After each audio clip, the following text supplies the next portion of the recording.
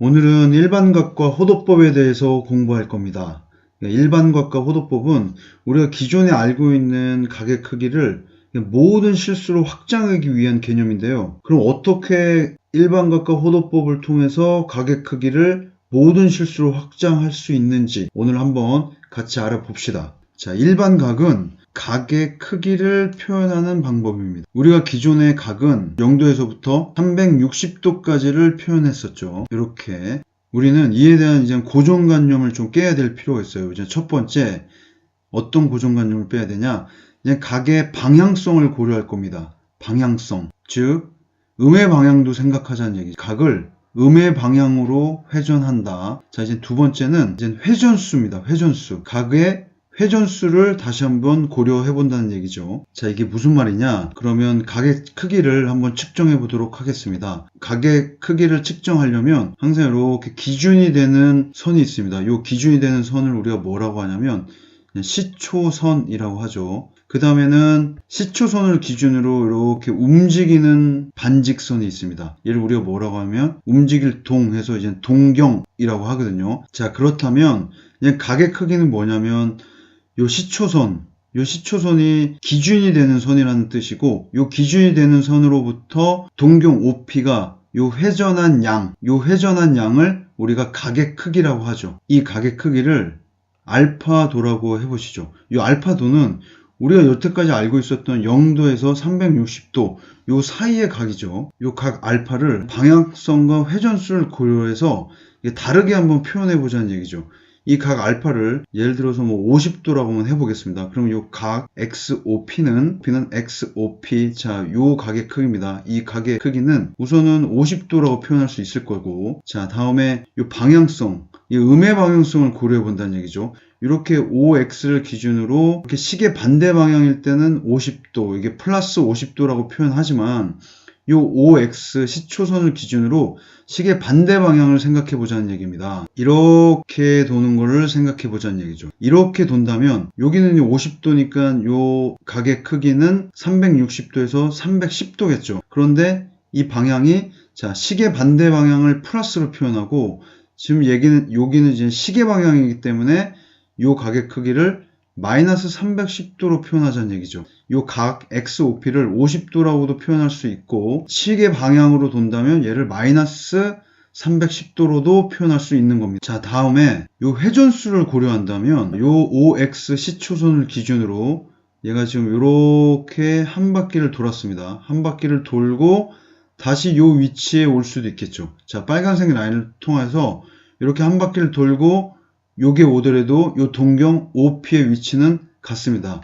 자, 그러면 요 동경 OP의 각의 크기를 자, 360도를 돌았죠. 그 다음에 얼마큼 더 간 거죠? 50도를 더 갔죠. 자, 요렇게도 표현할 수 있는 거죠. 각의 크기를. 자, 그 다음에는 요렇게도 한번 표현해 보겠습니다. 거꾸로 음의 방향으로 한 바퀴를 돌았죠. 자, 한 바퀴 더 돌겠습니다. 지금 음의 방향으로 몇 바퀴 돌았죠? 음의 방향으로 자, 두 바퀴를 돌고 다시 양의 방향으로 이렇게 50도를 가겠습니다. 자, 얘는 그럼 어떻게 표시하냐? 자, 360도, 마이너스 360도를 몇 번 돌았죠? 음의 방향으로 두 번 돌았죠. 그 다음에 다시 어떻게 갔다? 50도만큼 양의 방향으로 갔다. 동경 OP의 위치는 하나로 정해지죠. 위치는 하나로 정해집니다. 하지만 방향성과 회전수, 각의 방향성과 회전수를 고려하면 이렇게 네 가지로 이제 표현할 수 있죠. 즉, 뭐 음의 방향으로 회전하느냐, 그 회전수를 몇 바퀴로 회전하느냐에 따라서 각의 크기를 표현하는 방법은 이렇게 여러 가지가 될 수 있습니다. 따라서 이렇게 여러 가지로 표현하는 것을 일반적인 각의 표현으로 표현하자는 얘기예요. 자, 그렇다면 요 각 XOP를 360도 곱하기 n으로 표현하고 플러스 알파 이렇게 표현하자는 얘기죠.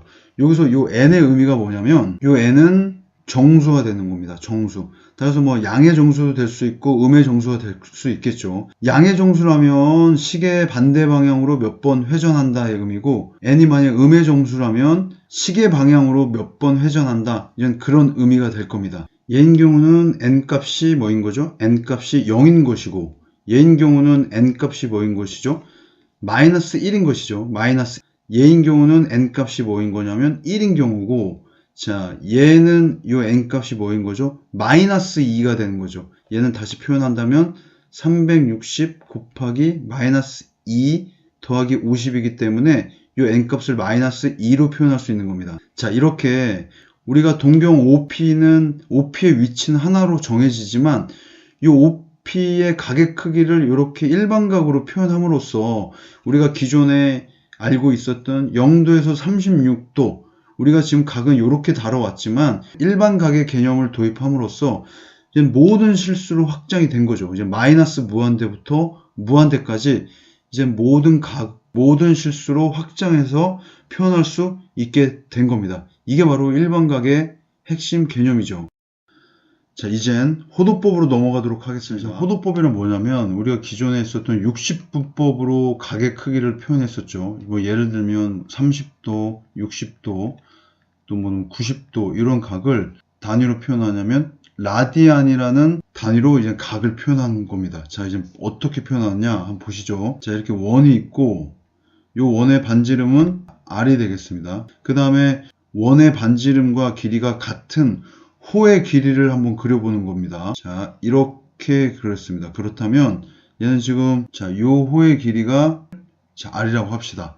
그러면 반지름의 길이와 호의 길이가 같죠? 반지름의 길이가 호의 길이가 같을 때 요 각의 크기를 1라디안이라고 정의합니다. 다시 반지름의 길이가 R이고 요 반지름의 길이와 같은 호의 길이가 그려졌을 때 요 호에 대한 중심각의 크기가 1라디안이라고 표시하죠. 자, 그렇다면 요 반지름의 길이가 R이고 호의 길이가 요 R의 2배일 때는 어떻게 되느냐? 자, 얘는 호의 길이가 2배가 됩니다.